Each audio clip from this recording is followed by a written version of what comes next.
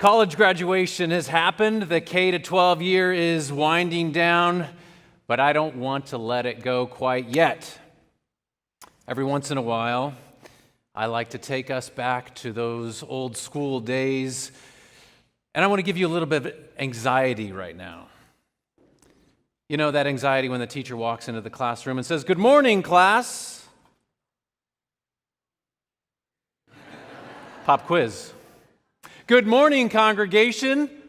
Pop quiz. Are you ready? Ready or not, here it comes. This is how pop quizzes work. The Gospels have 38 parables. How many of those parables dealt or deal with how to handle money and possessions? You have 4 options. 3 of those parables, 6 of those parables, 16 or 30. How many people think 3? 6. 16, 30. Oh, you all are a trustworthy group, so you can keep track of your own scores. Actually, depending on who is counting, which biblical scholar is counting, some say there are maybe 11, some say there are 16. Some would put the number even higher, so there is some wiggle room in there, just in terms of how many exactly you think there are. But I encourage you to do this. Think about the number of imagine the parables, all the ones you can remember. How many of those have to do with money? A lot of them. A lot of them. Okay, next question. This question too. True or false? Jesus talked more about money than he talked about heaven or hell. True? False? Some of you think I'm trying to pull a trick question. True. That is true. In fact, Jesus talked more about money and possessions than he did about heaven and hell combined. So, that's the end of the test. It was only a 2-question test. So you either got 0, 50, or 100%. But I'm going to give you all A's. How about that? Everybody gets an A. Yeah, all right. There we go. Wow. Fantastic. I don't recall applause ever in a sermon. This is great. But we still have some learning to do. In the Gospels, an amazing 1 out of every 10 verses, it's estimated, deal with the subject of money and possessions, 1/10. The Bible as a whole offers 500 verses on prayer, less than 500 on faith, but more than 2,000 on money and possessions. Do you get the feeling that our relationship with money and things, possessions, that matters somehow when we look at our biblical history? It's a matter of faith because it impacts, and this is what the biblical writers knew, it impacts our relationships this way with God, but also this way with one another and our neighbors, whether they're next door or global. Simply said, if we can choose one scripture, we can go to Matthew. Of course, there are many more. No one can serve 2 masters, for a slave will either hate the one and love the other, or be devoted to the one and despise the other. You cannot serve God and wealth. That's why over the past month or so, we've been talking about this as a matter of faith. One week I talked about how we treat God's planet. Notice I didn't say our planet, how we treat God's planet on which we happen to live as something we have control over in the sense that we can help or harm, mostly harm, but we also have the responsibility to care for God's planet. Then, a week later, we heard from Kevin Knopfsinger, who gave us some really good food for thought about our faith and our finances and how those things can come together. Today, I want to kind of put a bow on this, so to speak, because like I said before, some of these things can be difficult to understand, and in church, I think they get a little slippery. So I want to try to bring it all together. And the way that I want to try to do it is this way. Staying with the school theme, I want to have a vocabulary lesson. Don't worry, it's only 3 words. Short definitions come behind them. You can remember this. And there will not be a test at the end. The 3 words: stewardship, generosity, and giving. Often we kind of jumble all these words together, but I heard a really good explanation from a pastor And he said it this way. He said that stewardship is a role. Stewardship is a role that we play. Generosity is an attitude.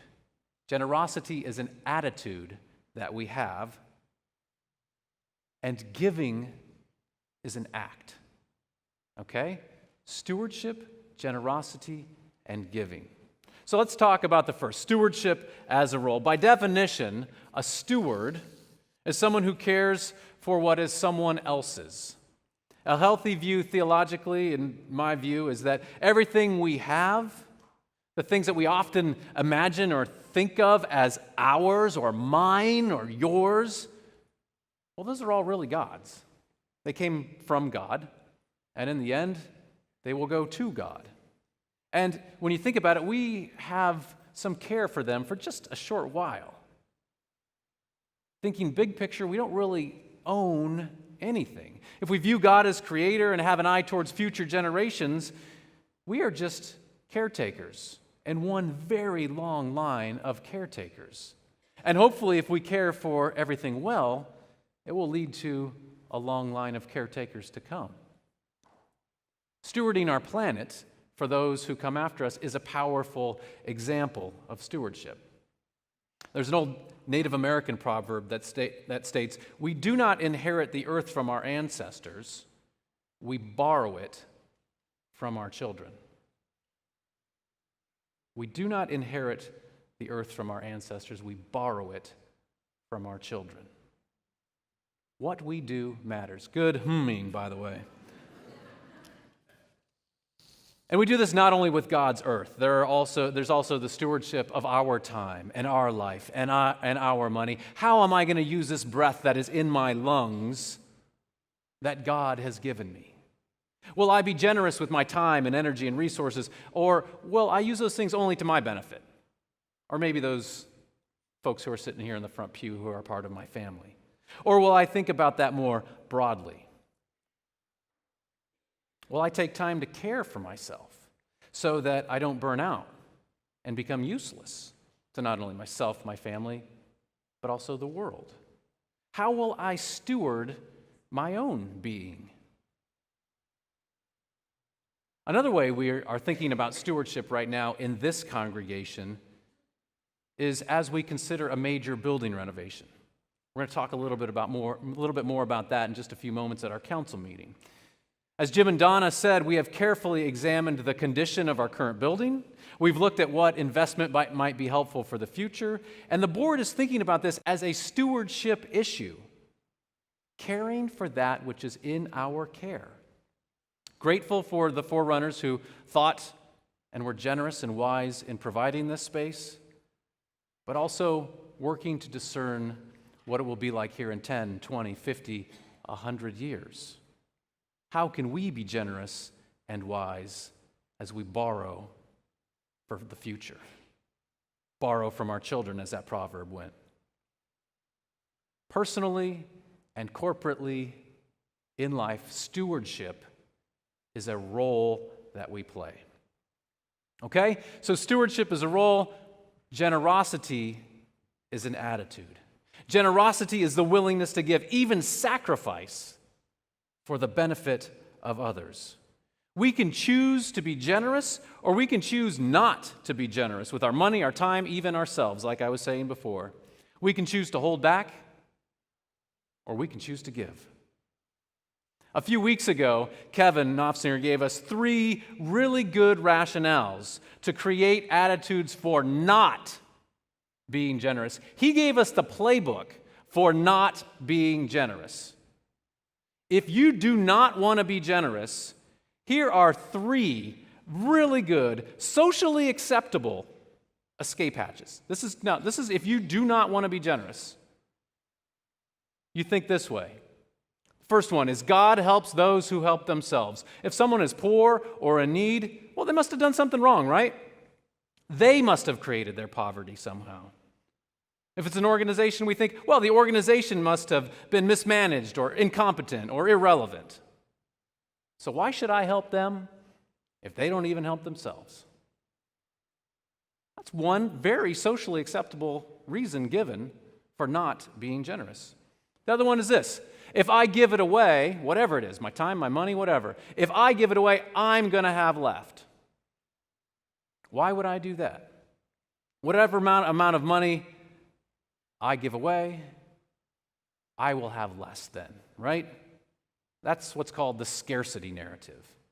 And while mathematically true, I guess, in terms of accounting, I think most of us know that it's not necessarily true to life. A relatively small gift from me can be of massive benefit to someone else. And we know the intangibles, the intangible benefits of giving, whether it's money or service. We know that you can't always quantify those things. You can't write them down on a piece of paper. Okay, so the third excellent reason to not be generous is this: I deserve what I have, and I will do with it what I please. It's kind of the twin to the judgmental narrative, the first one at the top. This one sounds something like, whatever I have, I've earned, I deserve it. It's mine, baby. Hands off.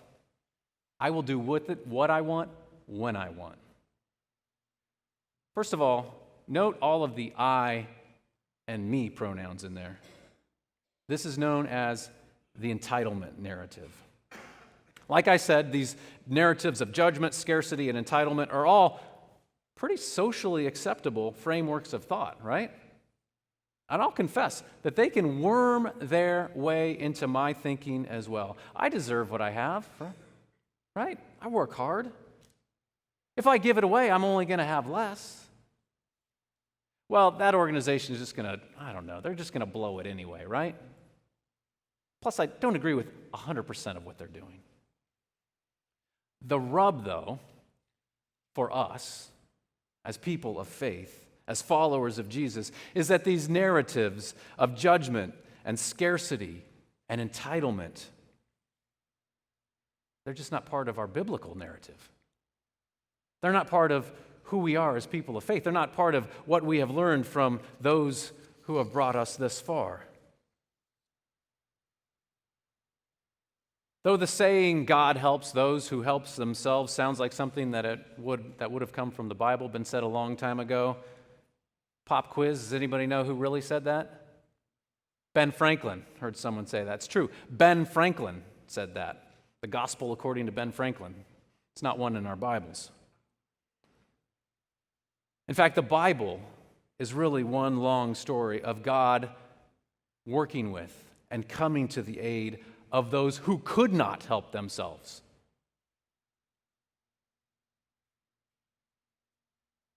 Those who were enslaved.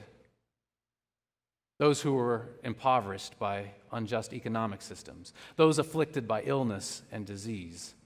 Sure, I know, people often had an active role to play. God's people. But one of the morals of the Bible is that oftentimes the deck is stacked unfairly, and that God helps even those who cannot help themselves. Viewed in this light, that whole judgmental narrative collapses. The New Testament model, more specifically, is one of God sharing a son, a child, and that son, Jesus, sharing his life even to the very end. And the moral of that story is that even though a life had ended, somehow more life was created. It doesn't add up on the spreadsheet, right? This is the narrative that we follow. And that narrative also says that even when we have done something wrong, even when we blow it, God is there with us. We are forgiven. Do any of us not want to live in this narrative? Thank God. So, off we've dispensed with the scarcity and entitlement narratives too. And we see that those narratives can hold us back from being generous. And we see that they're really not part of who we are as a Bible people. They're really not who we are as a people who follow Jesus. They're really not who we want to be. And not only are these false narratives not ones we want to follow. If and when we do follow them, they're harmful to us.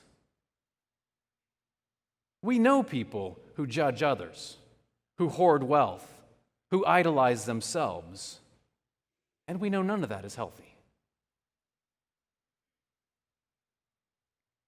Stewardship is a role, generosity is an attitude, and giving is an act. Giving is the act of freely transferring possession of something of value. Interestingly, we can give. It's possible to give without being generous. It's what this Bible story is all about. Jesus looked up and saw rich people putting their gifts into the treasury. He also saw a poor widow put in 2 small copper coins. He said, "Truly, I tell you, this poor widow has put in more than all of them, for all of them have contributed out of their abundance. But she, out of her poverty, has put in all she had to live on." I know this is familiar to a lot of you, and I don't know about you, but the way that I always heard the focus in this story was on how great the poor widow was. And I don't want to take anything away from her, but we tend to ignore the stinginess of the others in this story, who gave relatively little. I'll let you decide which is the moral of the story. Was it about her or is it about them? The rich folks, even though they gave more, were not as generous as the widow. And in Jesus' eyes, she was greater than all of them. When viewed in this way, we can be even more generous and think more generously as we give beyond just a matter of legalism. I'm supposed to give this much, or I said I would give that much. Generosity that leads to giving is about more than legalism or a rigid percentage of income or wealth. A great example of generosity is an attitude of giving that I have heard from a pastor. Maybe you've heard this story. This pastor explains how when he got married, he and his spouse decided they were going to give 10% to the church. It's a customary amount. A lot of people give called a tithe. The couple then decided that every year, in order to stretch their faith, in order to make them to cultivate an attitude of generosity, they would increase that percentage by 1% every year. So the first year it was 10%, the next year it would be 11%, next year 12%, and so on. Now, years later, the pastor went on and he wrote a best-selling book, and he became a multi-millionaire. And so the couple, guess what their response was? Their response was to think, well, okay, we started off at 10 and we were going to live off the other 90. We're going to flip that upside down. And they call it a reverse tithe. They now live off of 10% and give 90%. Long before that windfall, they had nurtured an attitude of generosity in themselves. Stewardship is a role, generosity is an attitude, and giving is an act. I want to close with one last story. There's a tribe of indigenous people for whom the act of giving has become a sacred duty. Gifts are shared on every occasion, from the most routine visits among friends to the most important tribal rituals. It is not an overstatement to say that gift giving for this group of people is crucial to the very survival of their community. It is their economy. What is intriguing about this practice of gift giving is that the gifts are regularly given, received, and then re-given. The same gift might be given and received many, many times throughout the community. That sounds odd to us. So when asked about this unique practice of gift giving, the chief of the tribe said simply, "The gift must always move." The gift must always move. In other words, for a gift to remain a gift, it must be given, it must be shared. When one person takes it for their own possession, the movement of that gift stops. And then, he says, it ceases to be a gift. For this particular group, the greatest possessions of their tribe are not lifeless artifacts held in one place by one person. They are gifts that are continually moved throughout the community as a living treasure. Stewardship is a role. Generosity is an attitude. Giving is an act. And I wonder with great expectation, how will we keep God's gifts moving? I invite you to stand for our closing hymn.